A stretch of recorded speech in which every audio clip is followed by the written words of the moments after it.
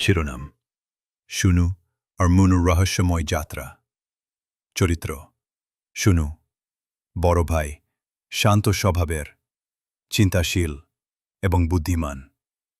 মুনু, ছোট ভাই, দুষ্টু, কৌতূহলী এবং সাহসী। একদিন বিকেলে শুনু আর মুনু বাড়ির ছাদে খেলছিল। হঠাৎ তারা দূরে আকাশে দেখতে পেল একটি উড়ন্ত লাল রঙের খাম। মুনু দৌড়ে সেটি ধরতে গেল, আর শুনু কৌতূহলী চোখে খামটা খুলল।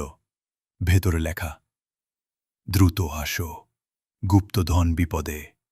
দুজনই অবাক, কিন্তু ভয় না পেয়ে ব্যাগে বিস্কুট, জল আর টর্চ লাইট নিয়ে রওনা দিল।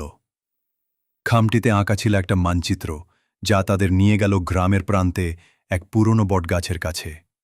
সেখানে পৌঁছে তারা দেখল গাছের শিকড়ের ভেতরে লুকিয়ে আছে এক দরজা।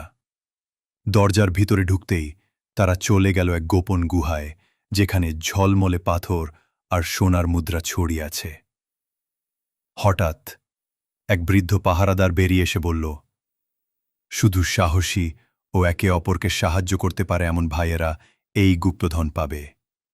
শুনু বুদ্ধি দিয়ে তালার ধাঁধা মেলাল, আর মুনু সাহস করে অন্ধকার সুড়ঙ্গে ঢুকে হারানো চাবিটা নিয়ে এলো। দুজন মিলে গুপ্তধনের বাক্স খুলল।